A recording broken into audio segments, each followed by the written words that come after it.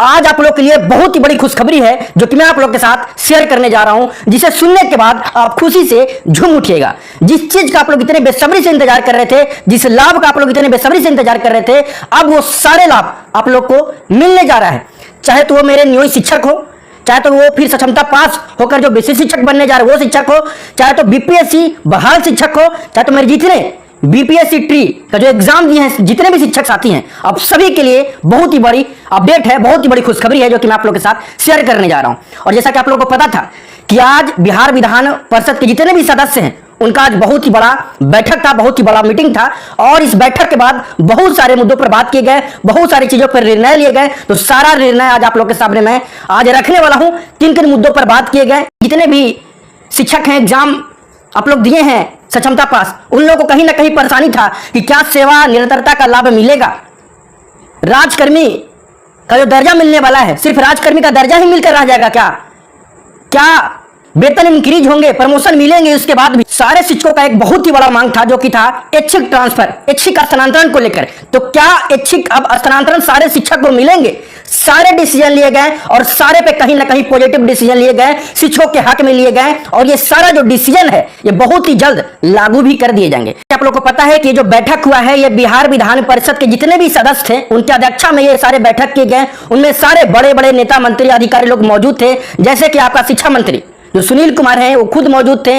ऐसे में जो आनंद किशोर हैं वो खुद भी मौजूद थे। बड़े बड़े नेता मंत्री एमएलसी जो जीवन कुमार हैं वो खुद वहां पर मौजूद थे। सारे नेता मंत्री बड़े बड़े अधिकारी लोग सारे मौजूद थे और उनकी अध्यक्षता में सारे डिसीजन लिए गए। उसमें तमाम सारे मुद्दों पर बातें की गई। पहले तो वही शिक्षक हैं जो लोग बीपीएससी ट्री दिए हैं वो बहाल हो गए हैं। तो जो इनका कार्य अवधि था, यानी कि अगर न्यू शिक्षक में वो पढ़ा रहे थे 10 साल से, अब वो एग्जाम देकर चले गए, बीपीएससी शिक्षक बहाल हो गए, तो भैया ये नया बहाल नहीं हुआ है। अब उनका काउंट होगा कि न्यू शिक्षक में कितने साल से पढ़ा रहे थे।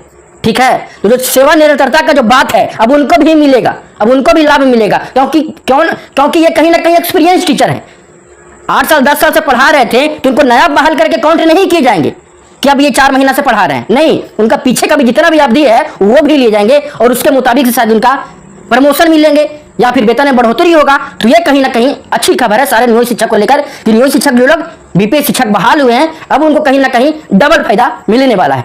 ऐसे में जितने भी न्यू शिक्षक सक्षमता परीक्षा दिए हैं अब बेसिक शिक्षक बनने जा रहे हैं, तो भैया उनका कोई नया बहाली नहीं होगा। और इसी चीज को लेकर हम लोग को मांग था, हम लोग मांग कर रहे थे कि जितने भी न्यू शिक्षक एग्जाम दे रहे हैं उनको सेवा निरंतरता का लाभ, ऐच्छिक स्थानांतरण, ऐच्छिक ट्रांसफर, ये सब का लाभ मिलना चाहिए, वेतन में बढ़ोतरी मिलना चाहिए। जो न्यू शिक्षक है उनको तो भाई कोर्ट से सारा चीज मिले ही है, अगर न्यू शिक्षक रहेंगे फिर भी कोई दिक्कत नहीं है। हकीकत में सारे जितने भी न्यू शिक्षक है ये नियोजित ही रहना पसंद करते हैं। अभी भी ऐसा नहीं है कि अभी भी पसंद नहीं करते हैं, अभी भी पसंद करते हैं, पर उनका आत्मसम्मान पे बात आ गया था, आवाज उठने लगा था कि जितने भी न्यू शिक्षक हैं ये लोग योग्य नहीं है, शिक्षक लायक नहीं है। तो भैया वो लोग भी क्षमता परीक्षा दिए और अपने आप को साबित किए कि नहीं मैं भी योग्य हूं, मैं भी एग्जाम पास कर सकता हूं, चाहे तो 15 साल बाद पास करे, 10 साल बाद पास करे, मैं भी योग्य हूं। और इन्होंने जो है योग साबित कर भी दिया एग्जाम देकर। लाखों की संख्या में शिक्षक लोग यहाँ पर सफलता प्राप्त किए, पास हुए। अब उनका काउंसलिंग भी हुआ, ऐसे में सक्षमता 2 भी हुए, अब सक्षमता 2 का भी अब रिजल्ट आएंगे। काउंसलिंग सक्षमता 1 का रुका हुआ है, वो भी जल्द से जल्द कर ली जाएंगे, पर उनका जो सारा प्रक्रिया है इतना जल्दी होता हुआ नहीं दिखाई दे रहा है। कहीं ना कहीं टाइम लगेंगे, 4 मंथ का टाइम लग सकते हैं, उसमें कोई डाउट नहीं है। पर अब जितने भी सक्षमता पास शिक्षक है जो लोग विशेष शिक्षक बनेंगे उनको सेवा निरंतरता का लाभ मिलेगा, जो कि बहुत ही बड़ा मांग था। ठीक है, बहुत ही बड़ा मांग था, तो अब उनको कहीं ना कहीं मिलेगा। ऐच्छिक ट्रांसफर को लेकर जो महिला लोग हैं, चाहे तो जो भी दिव्यांग लोग हैं, इन सारे को ट्रांसफर को भी लेकर बात किए गए। अब सारे शिक्षक को कहीं ना कहीं ऐच्छिक ट्रांसफर भी मिल सकते हैं। ये सारा जो डिसीजन हुआ, सारा जो बैठक हुआ, ये सारा बैठक पे सारे मंत्री पॉजिटिव कहीं ना कहीं नजर आए। सारे लोग हाँ में हाँ किए कि हाँ ये सारा चीज सही है और जितने भी शिक्षक हैं उनको लाभ मिलना चाहिए। और इसके पीछे का कारण भी हो सकते हैं, चाहे तो इलेक्शन हो सकते हैं, चाहे तो और भी कुछ कारण हो, पर कहीं ना कहीं सारे शिक्षक के हक में फैसला होता हुआ दिखाई दिया।